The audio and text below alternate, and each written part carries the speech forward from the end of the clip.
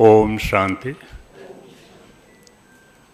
आज का जो विषय है इसके ऊपर काफ़ी विचार हुए और इसके बारे में मुझे क्या कहना है मैं कोशिश करूंगा कि संक्षिप्त रूप में आपके सामने अपने विचार रखूं। सबसे पहले जो मीडिया का एक ट्रेंड जिसकी बात हम यहाँ पे कर रहे हैं, शुरुआत करता हूँ मैं एक गांव से। आज से 50 साल पहले वहाँ पे अखबार कैसे पहुँचता था। आज का अखबार शाम को 5 या 6 बजे। वो क्योंकि उस गांव में 2 बसें जो हैं वो शाम को आती थी और सुबह वापस जाती थी। तो जब वो जाएंगी तो उस टाइम पे अखबार उन्हें उपलब्ध नहीं होगा। जब शाम को वो बसें आएंगी तो अखबार लेके आएंगी। इसका मतलब है कि आपको पढ़ने का अखबार शाम को मिला। जैसे जैसे तरक्की होती गई उस पे और रूट बसें चलना शुरू हो गई, तो आपको वही अखबार जो शाम को आता था सुबह 8-9 बजे मिलना शुरू हो गया। अब देखिए, ये तो बात जो हम लोग डिस्कस कर रहे थे कि सुबह चाय के टाइम पे दिल्ली जैसे शहरों में या महानगरों में अखबार का महत्व और उसका फ़ायदा वो गांव में और देहातों में कहाँ सोचा जा सकता था और कहाँ सोचा जा रहा है आज के दिन में। अब वो अखबार जो पहले शाम को मिलता था फिर सुबह हुआ, आज वही अखबार मोबाइल के ज़रिए सुबह 4 बजे या 5 बजे व्हाट्सएप ग्रुप के थ्रू उसी गांव में उपलब्ध होता है। तो ये तो एक मीडिया का ट्रेंड है जो टेक्नोलॉजी की वजह से, डेवलपमेंट की वजह से धीरे धीरे बढ़ता गया। अब आइए इलेक्ट्रॉनिक्स मीडिया की तरफ। देखिए, जैसे हम लोग खबरों के साथ अपने आप को अपडेट करते हैं, रिपोर्टिंग का टाइम है, कोशिश क्या होती है, हर आदमी सोचता है कि जो खबर मैं दूं सबसे पहले दूं, मेरी रिपोर्टिंग सबसे पहले जाए। लेकिन उसके पीछे भी एक तथ्य छुपा हुआ है कि क्या जो आप रिपोर्ट कर रहे हैं आपने उसको वेरीफाई किया या आपने जल्दी के चक्कर में जो आया जो मिला उसको आगे पहुंचा दिया। तो इससे क्या होता है कि जो जानकारी लोगों के लिए फ़ायदेमंद होनी चाहिए वो कई बार बहुत नुकसान कर देती है। सरकार के अंदर जैसे मान लीजिए हमारा पब्लिक ब्रॉडकास्टर है प्रसार भारती की तरफ से ऑल इंडिया रेडियो या दूरदर्शन, ठीक है वो समाचार देने में थोड़ी देरी हो जाती है, लेकिन एक बात की सच्चाई है कि जब तक वो वेरीफाई नहीं करेंगे उस खबर को वो प्रसारित नहीं करेंगे। इसका मतलब ये नहीं है कि मैं बाकी माध्यमों के लिए या बाकी समाचारों के लिए ये कह रहा हूँ कि भाई आप लोग जो है वो जल्दी में गलत प्रसारण कर रहे हैं। लेकिन होता क्या है, हम लोगों की ट्रेनिंग, हम लोगों का एक्सपीरियंस और जो एक दूसरे से जो टीआरपी की बात करते हैं उस चक्कर में हम कोशिश यही करते हैं कि सबसे पहले हमारा समाचार जाए। आने वाले इस टाइम में जैसे जैसे इंटरनेट आया,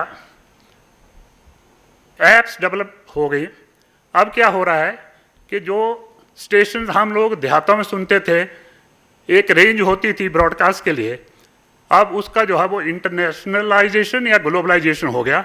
आप ऐप के जरिए रेडियो को किसी भी कोने में, दुनिया के किसी भी कोने में जाइए वहाँ सुन सकते हैं। तो उससे क्या फ़ायदा हो गया कि जो चीज़ हम सोचते थे कि नहीं ये एक लोकलाइज्ड न्यूज़ है, इसकी जो ज़रूरत है वो बाहर के लोगों को नहीं है। मेरा मानना ये है कि इस समय में मोबिलिटी इतनी हो गई है कि देहातों के लोग शहरों में जाके, विदेशों में जाके काम कर रहे हैं। अगर मान लीजिए आप कल्पना करें कि कम्युनिटी रेडियो स्टेशन है एक गांव के अंदर, वो सरकार ने जब 2005-06 में वो नीति बनाई थी, वो ये सोच के बनाई थी कि उस देहात के 10 से 15 किलोमीटर के जो लोग हैं, उस कम्युनिटी के जो लोग हैं, अपनी लैंग्वेज में अपना लोकल कंटेंट जनरेट करेंगे और अपनी कम्युनिटी के साथ कम्युनिकेट करेंगे। साथ में ये भी होगा कि सरकार की जो डेवलपमेंट स्कीम्स होंगी वो भी लोकल लैंग्वेज में लोगों तक पहुंचाई जाएंगी। क्या हमने कभी ये सोचा कि जो हमारे लोकल लोग बाहर हैं उनके साथ, या उनका भी कोई इंटरेस्ट है कि हमारे एरिया में क्या हो रहा है। ये सारी चीज़ें इंटरनेट की वजह से जैसे ही ऐप्स डेवलप हुई तो दुनिया के हर कोने में उपलब्ध हैं। इससे डबल बेनिफिट है, टू वे कम्युनिकेशन जिसको हम कहते हैं, कि अगर वो लोग वहाँ से कुछ अपना एक्सपीरियंस शेयर करना चाहते हैं तो वो उनके लोग उस एरिया के अंदर, उस कम्युनिटी के अंदर शेयर कर सकते हैं, और अपनी कम्युनिटी के बारे में जो जानकारी है वो भी उनको रेगुलरली मिल जाती है। अब हम आते हैं न्यू मीडिया, सोशल मीडिया की बात हो रही है। इसमें सबसे बड़ी प्रॉब्लम क्या हो रही है कि हमने जो कहना है वो तो कह दिया, लेकिन इसका इम्पैक्ट क्या हुआ, इसका इफेक्ट क्या हो रहा है, इसके बारे में हमें काफ़ी सोच समझ कर आगे प्रसारण करना चाहिए।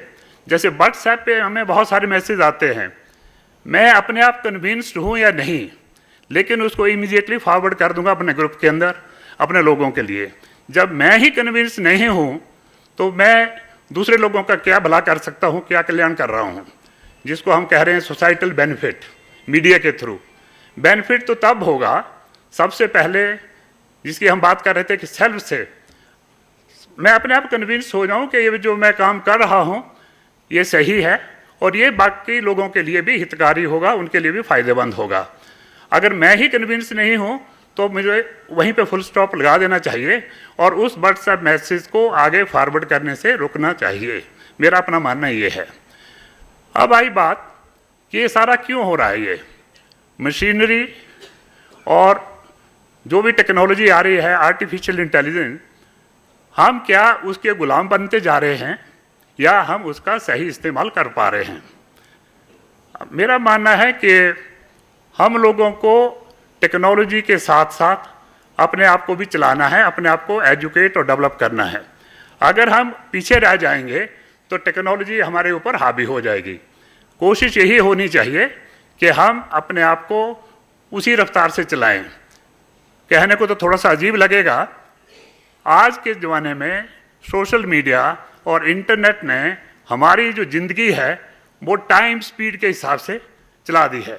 जैसे टाइम चल रहा है हमें भी उसी स्पीड से चलना पड़ रहा है, और अगर हम थोड़ा सा पीछे रह जाएं तो अपने आप को पिछड़ा हुआ समझ रहे हैं। तो मैं ये कहूँगा कि इस ओवरऑल जर्नी में जो काम हमारे ब्रह्म कुमारी संस्थान कर रही हैं, इनकी 3-4 चीज़ें तो मुझे बहुत ज़्यादा पसंद आई हैं, और मेरा ये सौभाग्य रहा है कि पिछले 10 से 15 साल से मैं इनके साथ जुड़ा हूँ। कि सबसे पहले इस तरह के जो हमारे लिए मीडिया कॉन्फ्रेंस करना, देश और विदेश के लोगों को जोड़ना, ये एक बहुत बड़ा काम है। और इनके जो प्लेटफॉर्म्स हैं, सोशल मीडिया प्लेटफॉर्म्स, छोटी सी 1 मिनट का मैसेज अगर सुबह मुझे 4 बजे मिलता है और उसको अगर मैं बहुत ध्यान से पढ़ता हूँ तो आप सोच सकते हैं कि उससे कितना फ़ायदा होता होगा। अच्छा, आधे घंटे का अगर आपके पास टाइम है तो अमृत बेला प्रोग्राम आएगा, उसको सुन लीजिएगा। और ये सारी की सारी चीज़ें हमारे लिए मोबाइल पे उपलब्ध हैं। तो मैं ये कहूँगा कि ये जितना अच्छा काम हो रहा है इसमें हम लोग अपना सहयोग करें। अपनी तरफ से जो भी हमने पिछले 2-3 सेशंस में यहाँ पे चर्चा करी, हमारी कोशिश यही रहनी चाहिए कि हम जो काम करें वो भले के लिए करें। अब क्योंकि मीडिया के लोग यहाँ पे हैं तो मैं 1 या 2 मिनट मीडिया के ऊपर भी ज़रा शेयर करना चाहूँगा। हम लोगों का एक उद्देश्य होता है कि भाई हम मीडिया हाउस में या मीडिया वाले फील्ड में क्यों आए हैं। हमारा जो पर्पस है वो रहना चाहिए communication for the welfare of the humanity. अगर हमने बिजनेस या दूसरे फील्ड में अपने आप को इन्वॉल्व किया तो शायद हम उसमें कामयाब नहीं होंगे। मीडिया के फील्ड में अब इतनी जागरूकता होनी चाहिए कि हम लोग कभी भी ये ना सोचें कि क्योंकि मैंने ये प्रोफेशन चूज़ किया है, मुझे जो मिला मैंने वो लोगों को परोस दिया। रिसर्च हमारे लिए बहुत ज़रूरी है। हम पूरी तरह से अपने आप को सबसे पहले एजुकेट करें। अब जो जानकारी जिसकी हम बात कर रहे हैं कि इंटरनेट से जो है, चैट जीपीटी से उठा लिया, एआई से उठा लिया, ये सारी चीज़ें क्या हैं? ये चीज़ें वो हैं जो कि ग्लोब के अंदर हम लोगों ने ही फीड की हैं।